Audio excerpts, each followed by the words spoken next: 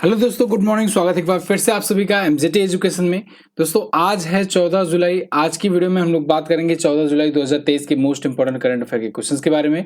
आज दोस्तों बहुत ही महत्वपूर्ण दिवस है। आप देखो 14 जुलाई को प्रधानमंत्री नरेंद्र मोदी जी फ्रांस गए हुए हैं और वहां पर जो बास्टिल डे परेड होने वाली है उसमें इनको मतलब एज चीफ गेस्ट बुलाया गया है। इसके अलावा आज ही के दिन चंद्रयान 3 लॉन्च किया जाएगा इसरो के द्वारा। इसके अलावा आज से ही आपका सीजीएल का एग्जाम शुरू हो रहा है। तो सबसे पहले तो wish you very very all the best. जिन लोग का आज एग्जाम है आराम से दे करके जाओ। आपने वो सब चीजें पढ़ी है जो आपके एग्जाम में पूछा जाने वाला है। जो चीजें छूट गई है, जो टॉपिक छूट गया है, उसके बारे में परेशान मत होना। समझ लो कि वो नहीं पूछा जाएगा। आप बिल्कुल फ्रेश माइंड से जाओ, बिल्कुल लोड ना लो, बिना बिना किसी टेंशन के। जो चीजें आपने पढ़ी हैं समझो बस वही आएगा। जो नहीं पढ़े हो समझो उससे क्वेश्चन ही नहीं आएगा। तो उसको लेकर के परेशान मत हो, दौड़ा भागी में मत लगो। इत्मीनान से समय पर सेंटर पर पहुंच जाओ, क्योंकि दोस्तों बारिश का मौसम है और बहुत जगहों पर दिक्कतें आ सकती हैं, रास्तों में प्रॉब्लम आ सकती हैं। तो इसलिए समय से निकलो और कोशिश करो पहले अगर निकल जाओ तो। चलिए तो शुरू करते हैं हम लोग कल के क्विकली रिवीजन से। फ्रांस के बास्टिल दिवस समारोह के लिए सम्मानित अतिथि के रूप में इसे आमंत्रित किया गया तो प्रधानमंत्री नरेंद्र मोदी को। और 34वां अंतर्राष्ट्रीय जीव विज्ञान ओलंपियाड ये भारत ने जीत लिया है। भारत की पहली क्षेत्रीय एआई न्यूज एंकर लीसा बनी है। ओडिया टीवी ने इसे लॉन्च किया है। 12 जुलाई 2023 को नाबार्ड ने अपना 42वां स्थापना दिवस मनाया। ये 1982 में स्थापित हुआ था। रिश्वत विरोधी प्रबंधन प्रणाली सर्टिफिकेट प्राप्त करने वाली पहली भारत की पीएसयू बनी है ओएनजीसी। और तीसरी G20 CWC बैठक में लंबानी कला ने Guinness book of world record बनाया है। 2023 का प्रतिष्ठित लोकमान्य तिलक राष्ट्रीय पुरस्कार प्रधानमंत्री नरेंद्र मोदी जी को दिया जाएगा। 1 अगस्त को दिया जाएगा। ये विश्व तीरंदाजी युवा चैंपियनशिप में भारत ने टोटल 11 मेडल जीते हैं, जिसमें से 6 गोल्ड शामिल है। और भारत इस लिस्ट में मेडल टैली में दूसरे स्थान पर रहा है। जम्मू कश्मीर ने मोबाइल दोस्त ऐप शुरू किया है। और अभी हाल ही में पेरू में गुइलेन बैरे सिंड्रोम यानी जीएसबी का प्रकोप फैला है और इससे 90 दरों का आपातकाल यानी इमरजेंसी लगा दिया गया है। ये टॉप 10 करंट अफेयर्स के क्वेश्चन थे कल की वीडियो से, जिनके आपने किया रिवीजन। अब आज की करंट अफेयर हम लोग देखेंगे। तो आज का पहला क्वेश्चन है, ओडिशा सरकार ने किस भाषा को 8वीं अनुसूची में शामिल करने के लिए मंजूरी दिया? तो दोस्तों अभी हाल ही में ओडिशा सरकार ने कोई नाम की एक भाषा है, कोई भाषा है वहां की जनजातीय भाषा है, उसको 8वीं अनुसूची में शामिल करने वाले प्रस्ताव में अपना सपोर्ट, अपना समर्थन जारी किया है। ठीक है, ऐसा नहीं है कि इन्होंने अप्रूव कर दिया है तो फिर ये भाषा आ जाएगी। क्योंकि यहाँ पर बात हो रही है 8वीं अनुसूची में शामिल करने की। तो 8वीं अनुसूची कहाँ पर है, अनुसूचियां कहाँ पर है? भारतीय संविधान में है। तो भारतीय संविधान में जब कुछ चीजें ऐड होंगी तो उसके लिए संसद की मंजूरी की जरूरत है। लेकिन ये प्रस्ताव आता है राज्यों की तरफ से और जो जनजातियां होती हैं उन सब की तरफ से।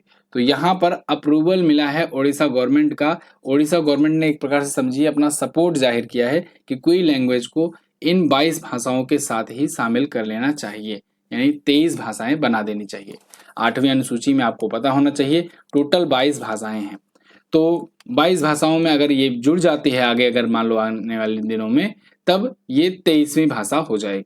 ठीक है, फिलहाल भारत में आदिवासी आबादी द्वारा लगभग 46 भाषाएं बोली जाती हैं और उसमें से कोई भी एक भाषा है जिसे कंध, खोंडी, कांडा, कोंडू, क्विंगा इन सब के नाम से भी जाना जाता है। रीजनल लैंग्वेजेस हैं ये। ठीक है, और दक्षिण पूर्वी द्रविड़ भाषा ये मानी जाती है। ओके, अब देखो ये जनजातीय भाषा है, ये ऐड होगी अगर तो ये 23 हो जाएगा। लेकिन क्या आपको पता है शुरुआत में जब मूल संविधान बना तब कितनी भाषाएं थी? मूल संविधान में दोस्तों 8 ही अनुसूची थी। अभी के टाइम पर तो 12 अनुसूची हो गई हैं, है ना, 12 अनुसूचियां हो गई हैं। बाद में 9, 10, 11, 12 जुड़ा। लेकिन जब 8 अनुसूचियां पहले ही थी, मतलब मूल संविधान में भी भाषाओं की बात की गई है, बिल्कुल की गई है। तो मूल संविधान में आप बताइएगा टोटल 14 भाषाएं थी। मूल संविधान में कितना थी? मूल संविधान में थी 14 भाषाएं। इसके बाद 8 भाषाएं जुड़ी हुई हैं। कब कब जुड़ी हैं? तो देखो पहला 21वां कॉन्स्टिट्यूशन अमेंडमेंट हुआ था। 21st कॉन्स्टिट्यूशन अमेंडमेंट हुआ था। कब हुआ था? 1967 में हुआ था। और इसके तहत सिंधी जुड़ा। क्या जुड़ा? सिंधी जुड़ा। पॉलिटी में आपको पढ़ा भी चुका हूं। तो 21वां संविधान संशोधन हुआ, जिसके तहत क्या हुआ कि 1967 में सिंधी भाषा जुड़ा। फिर उसके बाद 71वां कॉन्स्टिट्यूशन अमेंडमेंट एक्ट के तहत, जो कि हुआ था 1992 में, 1992 में, इसमें दोस्तों 3 लैंग्वेज जुड़ी। कौन कौन सी जुड़ी? इसमें दोस्तों मणिपुरी जुड़ी, मणिपुरी, कोंकणी, कोंकणी और नेपाली, ये 3 लैंग्वेज जुड़ी हैं किसमें? 71वें संविधान संशोधन में। फिर 92nd कॉन्स्टिट्यूशन अमेंडमेंट होता है, 92वां कॉन्स्टिट्यूशन अमेंडमेंट होता है, और इसमें देखो इसमें कौन कौन सी लैंग्वेज जुड़ी है? बोडो, 2003 में वैसे ये हुआ था। बोडो, संथाली, डोंगरी और मैथिली। ठीक है, तो ये 4 भाषाएं जुड़ी। तो अब देखो 4 3 7 1 8, टोटल 8 भाषाएं हो गई। इस प्रकार से टोटल 22 भाषाएं आज के टाइम पर हैं। तो जब जो जुड़ा ये आप याद रखिएगा, इंपॉर्टेंट है, पूछा जाएगा आपसे। आगे अब उड़ीसा के बारे में देख लेते हैं। उड़ीसा आप देखो यहाँ पर है, भुवनेश्वर यहाँ की कैपिटल है। नवीन पटनायक जी बीजू जनता दल पार्टी से यहाँ के सीएम है। प्रोफेसर गणेशी लाल यहाँ के गवर्नर हैं। चिल्का लेक यहाँ पर है। चिल्का लेक भारत की पहली रामसर साइट है, और इसके अलावा चिल्का लेक दोस्तों ये सबसे बड़ी खारे पानी की झील भी है। अंशुपा लेक भी यहीं पर है, कांजिया लेक भी यहीं पर है। Similipal national park, Nandankanan zoological park, Chandaka Hathi Vihar, Bhitarkanika national park, ये भी यहीं पर स्थित है। क्लियर है ना? घुमरा, छाऊ, सांवरी, संचार, पैका, गरुड़ वाहन, ये प्रमुख यहाँ के लोक नृत्य हैं। अगला, हाल ही में जारी सूची के अनुसार दुनिया की सबसे शक्तिशाली सेना किस देश की है? तो अभी हाल ही में दोस्तों ग्लोबल फायर पावर इंडेक्स जारी हुआ है, और इसमें दुनिया भर की सबसे शक्तिशाली और सबसे कमजोर सेनाओं के बारे में बात की गई है। तो दुनिया की सबसे शक्तिशाली हमेशा की तरह इस बार भी यूनाइटेड स्टेट्स ऑफ अमेरिका की सेना रही। यूएसए की बात रसिया है, रसिया 2nd पोजीशन पर है, और 3rd पर चाइना है। चौथी सबसे बड़ी सेना है भारत की। ठीक है, ये लिस्ट मतलब टॉप 3, टॉप 4, टॉप 5 कह सकते हैं, ये नहीं बदली है, ये वैसे ही है। लास्ट में देखिए कौन है? दुनिया के सबसे कमजोर सैन्य बल वाले देशों में भूटान है, बेनिन है, मालदोवा है, ठीक है, आइसलैंड वगैरह है। ये सभी सबसे कमजोर सेनाएं रखते हैं, मतलब इनके पास सबसे कमजोर सेनाएं हैं। जैसे कि भूटान वाले भाला वाला लेकर दौड़ते होंगे मिसाइल के जमाने में। तो फिलहाल संयुक्त राज्य अमेरिका ये टॉप पर है। ये रिपोर्ट किसने जारी की है? ग्लोबल फायर पावर ने। ठीक, अभी दोस्तों रिसेंटली मैंने सूचकांक और रैंकिंग पर वीडियो दी हुई है सीजीएल को टारगेट करते हुए। लेकिन आप किसी भी एग्जाम की तैयारी कर रहे हो तो आपको रैंकिंग और इंडेक्स तो पढ़ना ही है, तो आप वो वीडियो अभी जा करके देख लेना। ठीक है, कल या परसों में अपलोड हुई है इंडेक्स और रैंकिंग की। तो सारे जितने भी इंडेक्स आए हैं 2023 के, वो सब एक ही जगह पर आपको मिलेंगे। तो आप उनको रिवाइज कर लीजिए, पढ़ लीजिए अच्छे से। किस न्यायाधीश की नियुक्ति के साथ सर्वोच्च न्यायालय में न्यायाधीशों की संख्या बढ़कर के 33 हो गई? तो दोस्तों अभी हाल ही में हमारे जो प्रेसिडेंट हैं द्रौपदी मुर्मू जी, इन्होंने 2 नए न्यायाधीशों को नियुक्त किया है सुप्रीम कोर्ट में। कौन कौन है? एक तो है उज्ज्वल भुइयां। कौन है? उज्ज्वल भुइयां। तो जस्टिस उज्ज्वल भुइयां जो कि तेलंगाना से आए हैं, हाई कोर्ट के वहां से आए हैं उनको, और एस वेंकट नारायण भट्टी।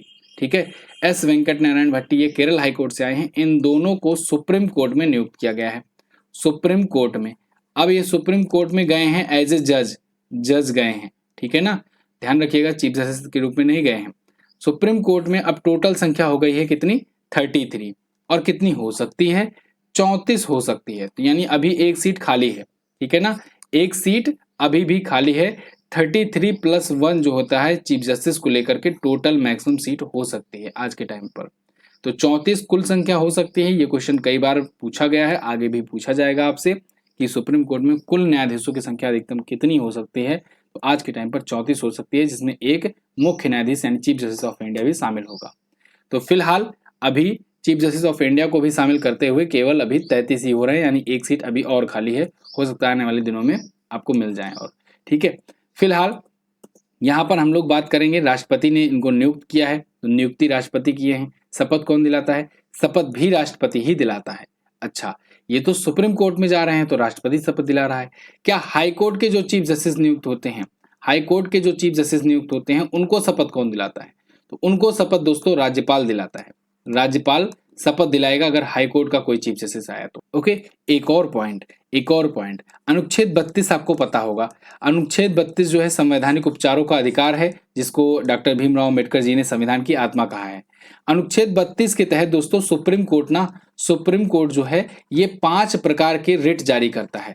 5 प्रकार के समादेश या कहें कि रिट जारी किया करता है सुप्रीम कोर्ट, और इस रिट के तहत लोगों को न्याय दिलाता है। जैसे इसमें बंदी प्रत्यक्षीकरण है, परमादेश है, ठीक है ना, और अधिकार परीक्षा वगैरह है, ठीक है, उत्प्रेषण है, यही सब जो है 5 प्रकार के रिट जारी करता है सुप्रीम कोर्ट। ये क्वेश्चन कई बार एग्जाम में पूछा गया है।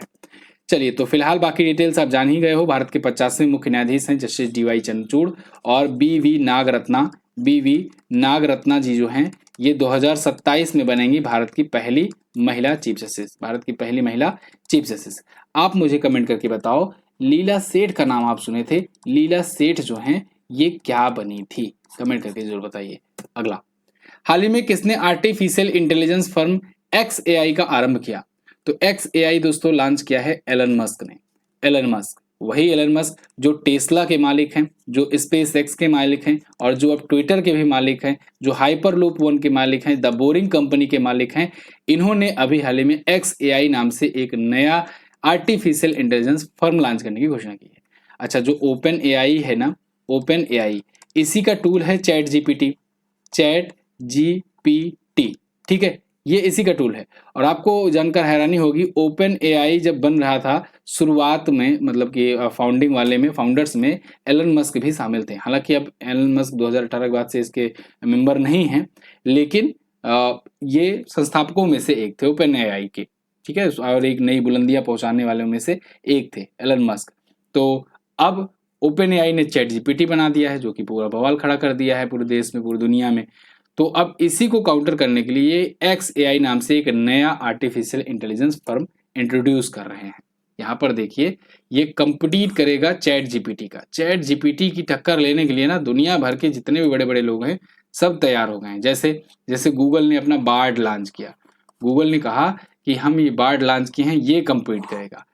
कोई और कहा कि हम ये लॉन्च कर रहे हैं, ये compete करेगा। मतलब चैट GPT के कंपटीशन में लोग कह तो रहे हैं कि हम ये बनाएंगे वो बनाएंगे, लेकिन असल मामले में देखा जाए तो अभी कोई तोड़ नहीं है, क्योंकि लगातार इसका जो भी नया नया वर्जन आ रहा है ना चैट GPT का, वो और ज्यादा खतरनाक होते जा रहा है।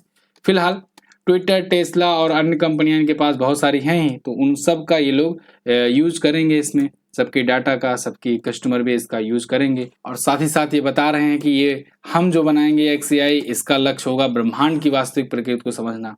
जानते ही हो एलन मस्क वही हैं जो मंगल ग्रह पर कॉलोनी बसाने का अपना टारगेट रखते हैं। स्टारलिंक इनका प्रोजेक्ट है, बहुत ही चर्चित प्रोजेक्ट। अभी कुछ दिन पहले मैंने बताया था कि स्टारलिंक के थ्रू मंगोलिया जो है ये इंटरनेट अपने मतलब लेगा, इनसे डील किया हुआ है एलन मस्क से। तो स्टारलिंक प्रोजेक्ट के तहत सैटेलाइट से इंटरनेट प्रोवाइड किया जाता है, ये भी ध्यान रखना आप। अगला, महिलाओं के विरुद्ध अपराध के मामलों में निपटारे में कौन सा राज्य शीर्ष पर है? तो महिलाओं के विरुद्ध अपराध के मामले में दादरा और नगर हवेली तथा दमन दीव ये टॉप पर आ गया है। इंपॉर्टेंट क्वेश्चन है, याद रखिएगा। महिलाओं के विरुद्ध अपराध के मामले में निपटारे में यूपी जो है ये सेकंड पोजीशन पर आया है, और इसी वजह से यूपी में ये चर्चे में खूब ज्यादा रही है न्यूज, ठीक है। दादरा और नगर हवेली, क्योंकि देखो बहुत ही, ये तो यूनियन टेरिटरी है, बहुत ही कम इसमें पॉपुलेशन है, लेकिन यूपी जैसा स्टेट जहां पर भारत में सबसे ज्यादा पॉपुलेशन है, वो बन गया है second in deposing crime against women. मतलब महिलाओं के खिलाफ जो अपराध होते हैं उसको निपटान करने में, उन अपराधियों को पकड़ना या फिर मतलब उनका केस जो है उसका निस्तारण करने में सबसे आगे है बड़े राज्यों में। और ओवरऑल देखा जाए तो यूपी दूसरे स्थान पर है ओवरऑल में, ठीक है, दादरा नगर हवेली और दमन दीव के बाद। दादरा नगर हवेली और दमन दीव में जहां 98.3% मामलों का निपटान किया जा चुका है, ये पहले स्थान पर है। वहीं यूपी जो है 97.8% FIR का निस्तारण किया है। तीसरे पर पुदुचेरी है, अगेन देखो ये यूनियन टेरिटरी है, इसमें 97.5% मामलों का निपटान किया गया। और वहीं सबसे लास्ट पर है अपना प्यारा बिहार, 18.5% निपटान मामला हुआ है। मणिपुर सेकेंड लास्ट पर है 20%। और थर्ड लास्ट देख करके आपको हैरानी होगी कि देखो दूसरे और तीसरे, जो थर्ड लास्ट है और सेकेंड लास्ट है, उसके बीच में अंतर कितना है, गैप कितना है, 26.1% का गैप है, ठीक है, इतना। चलिए, तो फिलहाल ये रही रिपोर्ट किसकी, महिलाओं के खिलाफ अपराध के मामलों को सुलझाने की। अगला क्वेश्चन, किस राज्य का पहला और भारत का 36वां उड़ान प्रशिक्षण स्कूल खोला गया? तो दोस्तों अभी तमिलनाडु का पहला और भारत का 36वां उड़ान प्रशिक्षण स्कूल खोला गया है। फ्लाइंग ट्रेनिंग रनिंग स्कूल खोला गया है। अब इससे क्या होगा, इससे जो पायलट्स वगैरह होते हैं ना, उनको ट्रेनिंग मिल सकेगी। तो तमिलनाडु में ये पहला फ्लाइट ट्रेनिंग ऑर्गेनाइजेशन ये ओपन किया गया है, FTO जिसे कहते हैं, फ्लाइट ट्रेनिंग ऑर्गेनाइजेशन। ये अभी directorate general of civil aviation के द्वारा मंजूरी मिल गई है, ठीक है, यानी कि जो नागरिक उड्डयन महानिदेशालय है उसने मंजूरी दे दी है। तो सलेम हवाई अड्डे तमिलनाडु से इसका संचालन किया जाएगा और ये देश का 36वां होगा। नागरिक उड्डयन महानिदेशालय के महानिदेशक है विक्रम देव दत्त। अगला, और वैसे नागरिक उड्डयन मंत्री कौन है? ज्योतिरादित्य सिंधिया। अगला, तमिलनाडु के बारे में देखिए, भारत का सबसे दक्षिणतम राज्य है ये तमिलनाडु, यहाँ पर है, और इसके जो सीएम है वो हैं MK स्टालिन, DMK पार्टी से हैं। RN रवि जो हैं, RN रवि वैसे DMK से, मैंने आपको याद कराया था, एक डायरिया, मलेरिया और कालाजार, ये जो रोग होते हैं वो प्रोटोजोआ से होते हैं, ठीक है ना। डायरिया, मलेरिया और कालाजार, ये ट्रिक मैंने आपको बताया था एक बार, ठीक है, क्लास में। MK स्टालिन जो है फिलहाल DMK पार्टी से हैं, और RN रवि जो हैं यहाँ के गवर्नर हैं। नीलगिरी तहर राज्य के पशु है, पन्ना कबूतर राज्य के पक्षी है, बचनाग या ग्लोरी लिली राज्य के पुष्प है। आंध्र प्रदेश, कर्नाटका और केरला से अपना बॉर्डर शेयर करता है। अगला, जून 2023 के लिए किस महिला क्रिकेटर ने ICC player of the month का अवार्ड जीता? तो देखो यहाँ पर महिला क्रिकेटर की बात की जा रही है। वैसे ICC player of the month का अवार्ड प्रत्येक महीने 2 खिलाड़ियों को चुना जाता है, एक महिला खिलाड़ी, एक पुरुष खिलाड़ी।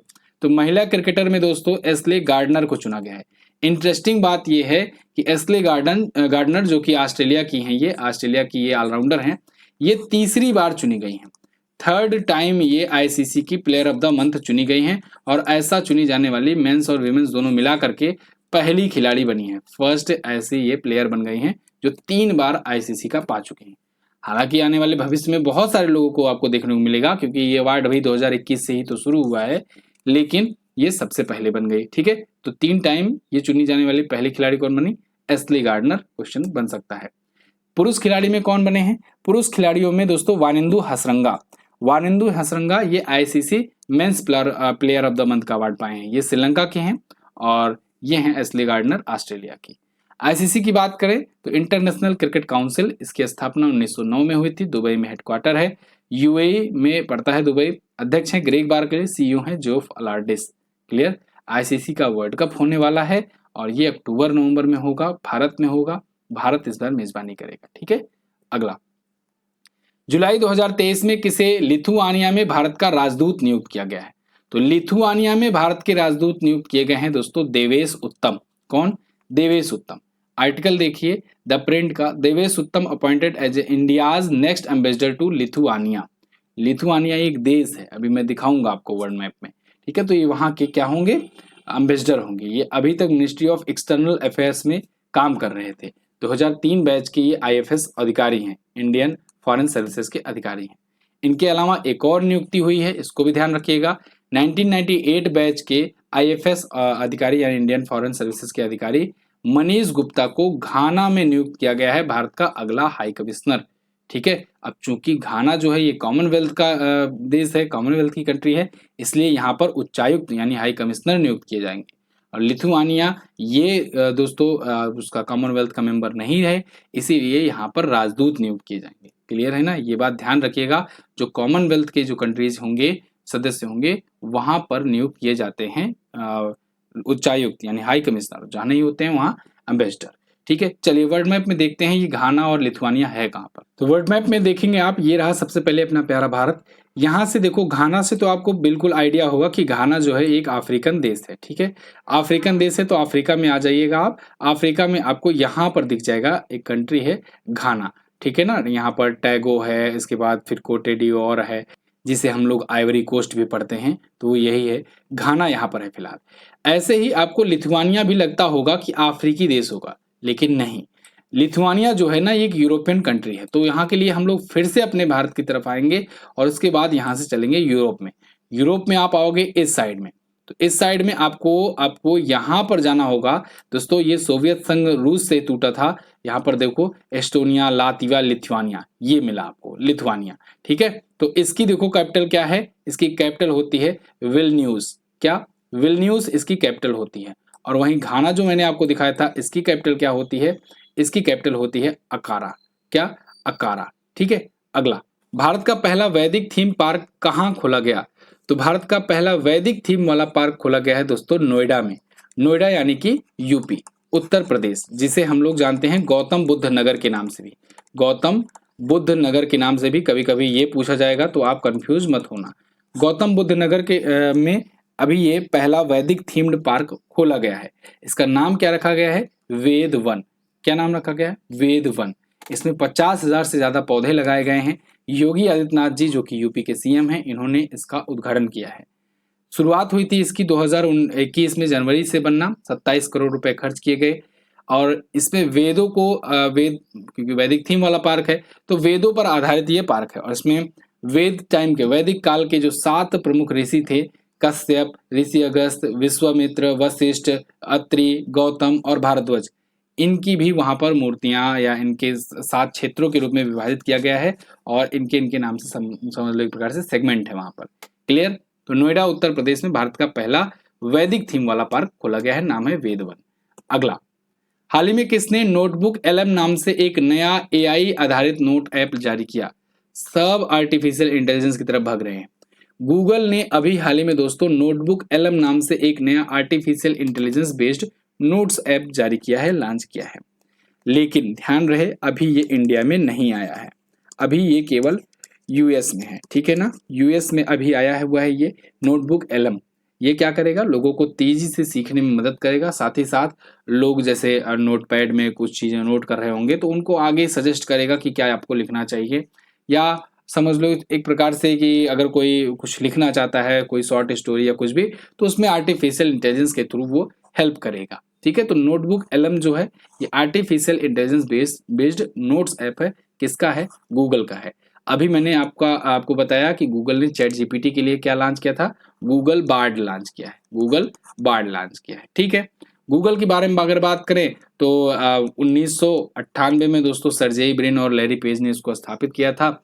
यूएसए में इसका हेडक्वार्टर है। इसके वर्तमान में सीईओ कौन है? वर्तमान में सीईओ है कौन? सुंदर पिचाई। सुंदर पिचाई। और अल्फाबेट के भी वो सीईओ हैं। गूगल अल्फाबेट जो है गूगल की पेरेंट कंपनी है। ये टॉप 10 क्वेश्चन थे आज के करंट अफेयर से। आई होप वीडियो पसंद आई होगी। अगर वीडियो पसंद आई है, इन्फॉर्मेटिव लगी है, तो लाइक जरूर कर देना। और अगर आप ये ई बुक लेना चाहते हैं तो इसको चेकआउट करिए एमजेटी ऐप से। वैसे आपको टेलीग्राम पर ये 1000 वन लाइनर का करंट अफेयर बिल्कुल फ्री में भेजा गया है, तो टेलीग्राम ग्रुप जाकर के ज्वाइन करो। टेलीग्राम ग्रुप जाकर के ज्वाइन करो, एमजेटी एजुकेशन सर्च करके टेलीग्राम पर आप इसे ग्रुप से जुड़ सकते हो। वहीं पर आपको ये मिल जाएगा और भी बहुत सारी पीडीएफ मिल जाएंगी। रिवीजन सेक्शन पे आते हैं, रिवीजन करते हैं। 2023 का पुलित्जर पुरस्कार, ये इसको दोस्तों बारबरा किंगसॉल्वर, हर्नान डियाज, इन दोनों ने जीता है। हरे कृष्णा हेरिटेज टावर की आधारशिला रखी गई हैदराबाद तेलंगाना में। ठीक है? वैसे देखो ये फिक्शन के लिए है। पुलित्जर पुरस्कार बहुत सारे कैटेगरी में दिया जाता है और फेमस है ये पत्रकारिता के क्षेत्र में देने के लिए। स्टार कार्यक्रम किसने शुरू किया? इसरो ने शुरू किया है और इसके तहत अंतरिक्ष बेस्ड लर्निंग प्रोवाइड की जाएगी। श्रीलंका के पर्यटन प्राधिकरण के आंकड़ों के अनुसार श्रीलंका के पर्यटन क्षेत्र में भारत का स्थान पहला रहा है। और कस्तूरी रे ने एक पुस्तक लिखी है, Droupadi Murmu from tribal hinterland to Raisina hills. Again मैं आपको बता दूं, मिशन सीजीएल के तहत हमने बहुत सारे टॉपिक वाइज वीडियोज आपको दी हुई हैं। मिशन सीजीएल प्लेलिस्ट में आपको मिल जाएगी ये। तो अगर आप किसी भी एग्जाम की तैयारी क्यों ना कर रहे हो, आप इस प्लेलिस्ट में जाकर ये सारी चीजें पा सकते हो। जैसे ये पुस्तक के लेखक की वीडियो आई हुई है, तो इसमें ही आप जाकर के इसे ले सकते हो, पढ़ सकते हो। ठीक है? बिल्कुल फ्री में। प्लेलिस्ट सर्च कीजिएगा जरूर। 42वां आसियान शिखर सम्मेलन कहाँ आयोजित किया गया? तो ये जकार्ता इंडोनेशिया में हुआ। और इसकी थीम अभी देखो वीडियो एग्जाम में पूछी गई थी। वीडियो एग्जाम में पूछा गया था थीम क्या है? तो थीम मैंने आपको बताया था एपी सेंटर ऑफ ग्रोथ। देखो मई से ये करंट अफेयर आया था, है ना? लोग ये पूछ रहे थे कि कहाँ कहाँ से करंट अफेयर आ गया वीडियो एग्जाम में। मैं आपको देखो अब तो आंसर की भी आ गई है। अब आपको सारे के सारे क्वेश्चन दिखाऊंगा, शो कराऊंगा उसमें से कि क्वेश्चंस कैसे थे, और आपको सारा का सारा पढ़ाया जा चुका था ऑलरेडी। तो मई में मैंने आपको ये पढ़ाया था। लगभग ये 5 से 6 मई की वीडियो में आपको मिल जाएगा। भारत की पहली हाई स्पीड रेल लाइन का निर्माण कहाँ किया जा रहा है? मुंबई अहमदाबाद में किया जा रहा है। एशिया भारोत्तोलन चैंपियनशिप में भारत ने कुल कितने मेडल जीते? 3 मेडल जीते हैं। चेन्नई और उड़ीसा में भयंकर तबाही मचाने वाला चक्रवात मोका, ये कहाँ से उठा? बंगाल की खाड़ी से। लिथियम का बहुत बड़ा भंडार देखा गया है राजस्थान में। अभी जम्मू कश्मीर में मिला सबसे बड़ा भंडार, और उसके बाद जो है उसके बाद राजस्थान में भी चर्चा में रहा कि राजस्थान में भी बहुत बड़ा भंडार खोजा गया है। पाकिस्तान ने 75 साल में पहली बार किस देश को अपना हज कोटा सरेंडर करने का फैसला लिया है? सऊदी अरब को, पैसा बचाने के लिए। स्टेट रोबोटिक्स फ्रेमवर्क नीति पेश किया तेलंगाना ने। और Laureus sportsman of the year 2023 का खिताब लियोनल मेसी ने जीत लिया है। ये अर्जेंटीना के खिलाड़ी हैं। अर्जेंटीना ने इस बार फीफा वर्ल्ड कप जीता है। हाल ही में जारी यूएन रिपोर्ट के अनुसार वैश्विक मातृ मृत्यु, जन्म और नवजात मृत्यु दर में भारत किस स्थान पर है? भारत है टॉप पर। अंतर्राष्ट्रीय बास्केटबॉल महासंघ ने 2027 में मेंस बास्केटबॉल वर्ल्ड कप के लिए किस देश को होस्ट करने के रूप में चुना? तो कतर को चुना है। कतर ये होस्ट करेगा 2027 में। बैडमिंटन एशिया तकनीकी आधारित समिति के अध्यक्ष उमर राशिद चुने गए हैं। राष्ट्रपति द्रौपदी मुर्मू जी ने 37 वीरता पुरस्कार इस बार प्रदान किए हैं। ICC player of the month का अवार्ड देखो अप्रैल के लिए चुना गया है फखर जमान और नारोमल चायवाई को। इसके अलावा सक्षम लर्निंग मैनेजमेंट इंफॉर्मेशन सिस्टम की शुरुआत स्वास्थ्य मंत्रालय के द्वारा की गई। एवरेस्ट वार्षिक आईटीएस रैंकिंग में एसेंचर जो है ये टॉप पर रही। दुनिया की सबसे बड़ी आईटी कंपनी है ये। क्लियर। अब लास्ट डे के क्वेश्चन को देखेंगे। अंतर्राष्ट्रीय मलाला दिवस मनाए जाने की शुरुआत कब से हुई थी? ये कल मैंने क्वेश्चन पूछा था आपसे। तो 2013 से मनाया जाना शुरू हुआ। 2014 में दोस्तों इनको नोबेल पीस प्राइज मिला था, मलाला यूसुफजई को। फोर्ब्स 2023 की रिपोर्ट के अनुसार दुनिया की सबसे अमीर महिला कौन है जो सेल्फ मेड है? सेल्फ मेड सबसे अमीर महिला कौन है? जूडी फाकनर है। क्लियर। आज आपको क्या बताना है? आज आपको बताना है विश्व तीरंदाजी युवा चैंपियनशिप में किस देश ने सर्वाधिक मेडल जीतकर पहला स्थान हासिल किया। तो अब देखो इसमें सबसे ज्यादा मेडल किसने जीता है ये पूछा गया है क्वेश्चन। ठीक है ना। अच्छा ये थोड़ा सा कहें कि गलत है क्वेश्चन, क्योंकि सबसे ज्यादा मेडल नहीं जीता था दक्षिण कोरिया। मैंने आपको कल इसके बारे में डिटेल में बताया भी था। ठीक है, चलिए कोई बात नहीं, आप समझ गए होंगे और आंसर कीजिएगा जरूर, डिटेल में लिखने का प्रयास कीजिएगा। कल मैं आपको बता दूंगा फिर से। हैंसन रोबोटिक्स द्वारा बनाए गए दुनिया के पहले ह्यूमनॉइड रोबोट को किस नाम से जाना जाता है ये भी बताइए। चलिए बहुत बहुत धन्यवाद यहाँ तक वीडियो देखने के लिए। मिलेंगे दोस्तों अगली वीडियो में, तब तक के लिए नमस्कार, जय हिंद, वंदे मातरम।